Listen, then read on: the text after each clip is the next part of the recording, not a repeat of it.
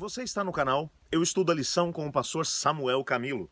Hoje é segunda-feira, dia 20 de julho, e o tema que estudaremos dentro da nossa lição será Jesus, o poderoso intercessor. Quando vamos para os evangelhos, nós percebemos que nos 4 evangelhos encontramos 4 ênfases diferentes, completamente diferentes de cada um dos evangelistas. Marcos, o evangelista, escreveu para um público romano. E os romanos, eles não queriam saber muito de ensinamentos, eles queriam saber o que é que o indivíduo era capaz de poder fazer, que atos ele havia conseguido realizar. E Marcos, portanto, vai apresentar Jesus como o servo perfeito, como aquele que, tendo todo o poder no céu e na terra, ele resolve transformar a humanidade através do serviço. Então Jesus está sempre em missão, e enquanto ele está em missão, ele vai transformando a vida das pessoas. Mateus, por sua vez, vai escrever para um público judeu. E na perspectiva de Mateus, Mateus está tentando mostrar que Jesus é o descendente de Abraão, é o descendente de Davi, é aquele no qual todas as profecias do Antigo Testamento acabam encontrando o seu cumprimento.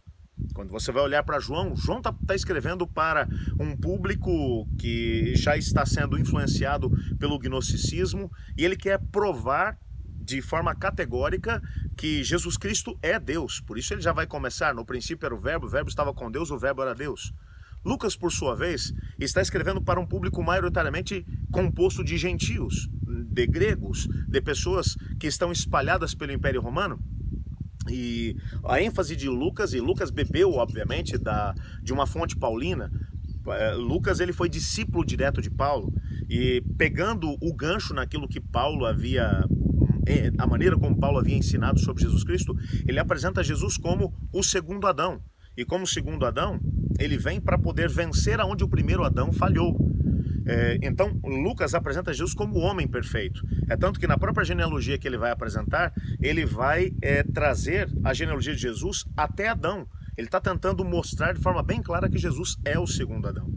E provavelmente ele está fazendo eco daquilo que Paulo escreveu na sua carta aos Filipenses, no capítulo 2, quando ele diz: mas Jesus, existindo em forma de Deus, não julgou por usurpação ser igual a Deus, mas esvaziou-se a si mesmo, assumindo a forma de servo, indo até a morte e morte de cruz.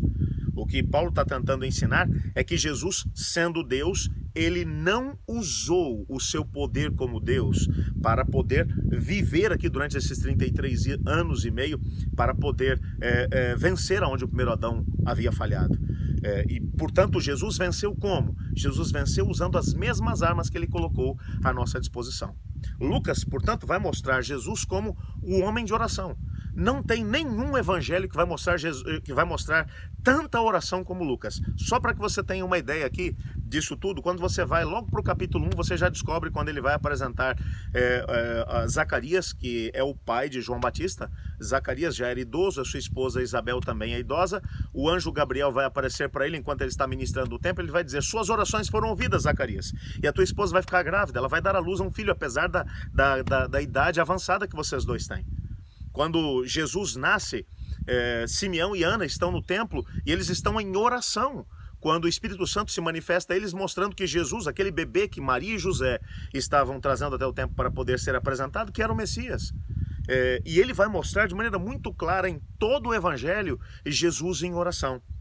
O nosso guia de estudos traz aqui 3 exemplos. O primeiro deles em Lucas 3:21. E aconteceu que, ao ser todo o povo batizado, Jesus também o foi. E estando ele a orar, o céu se abriu. É interessante esse texto, porque esse texto mostra o batismo de Jesus, é logo no início do Evangelho. E Jesus, ele vai até João Batista está ensinando às margens do Rio Jordão, próximo do deserto da Judéia, e enquanto ele está pregando, enquanto ele está ensinando e está batizando as multidões, Jesus se aproxima e diz: olha, eu também quero ser batizado. E o que antecede a isso é aquele diálogo claro, aonde João diz: eu preciso ser batizado por você, como você vem até mim pedindo para que eu te batize? E Jesus diz: olha, faz o que eu estou te mandando para que a profecia se cumpra. E ele entra dentro da água com Cristo. Eu confesso a você, até o ano 2010 eu tinha tido a possibilidade de poder batizar muitas pessoas. Eu cheguei a batizar no ano de 2010 a pessoa número 5.000 do meu ministério. A partir daí não contei mais. Mas quando a gente levanta a mão para poder batizar uma pessoa, a mão do ministério, você diz: eu te batizo em nome do Pai, do Filho e do Espírito Santo, é uma emoção que somente aquele que pode passar por ela pode experimentar. Mas eu imagino a emoção que João Batista sentiu quando levantou a mão do ministério para poder batizar ninguém menos do que o próprio Filho de Deus. Você imagina o que foi isso? Bom, o texto aqui vai dizer que Jesus, no momento em que ele sai do batismo, ele já entra em oração e o céu se abre. Lucas 5, verso 16, vai dizer: e ele, porém, se retirava para lugares solitários e orava. O texto vai mostrar que o segredo da vitória de Jesus é que ele está constantemente indo para lugares de oração, ele está buscando lugares solitários para poder orar, ele passava noites inteiras orando. Ainda um outro texto, Lucas 9, 18, estando ele orando à parte, achavam-se presentes os discípulos, e a quem perguntou: quem dizem as multidões que eu sou? O tempo todo Jesus está orando. E por que Jesus orava? Eu listaria aqui algumas razões pelas quais ele orava. A primeira razão, ele sabia que tinha uma missão.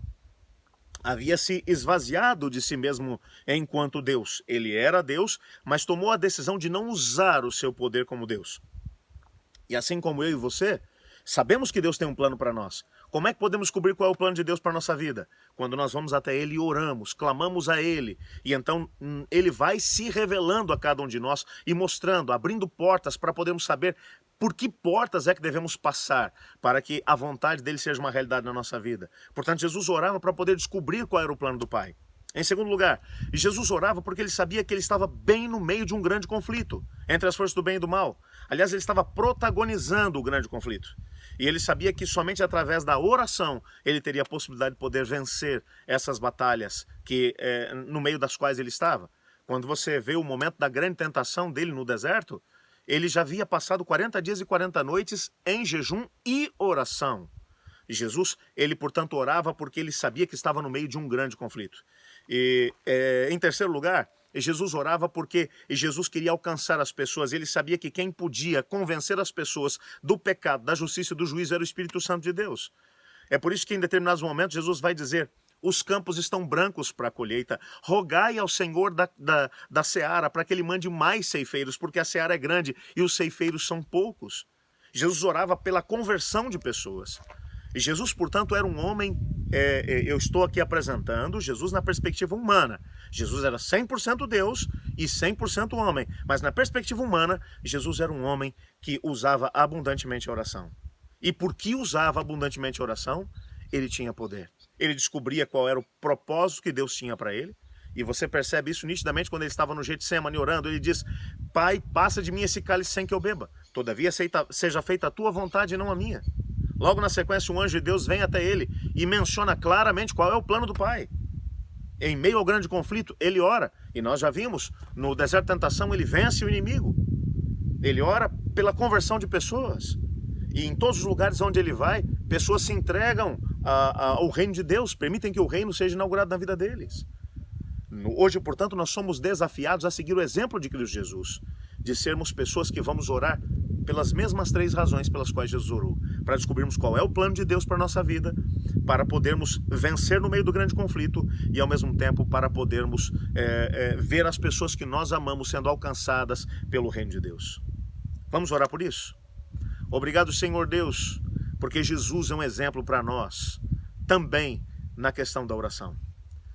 Ajuda-nos, Pai, a seguir o seu exemplo e a podermos orar uns pelos outros e, ao mesmo tempo, seguir os passos de Cristo no quesito oração. Queremos ter o poder que ele teve, queremos alcançar os resultados que ele alcançou, mas nos ajude a podermos orar como ele orou. Pois é em nome de Jesus que oramos. Amém. Eu estudo a lição mesmo em Sengés, Paraná e em férias. E você?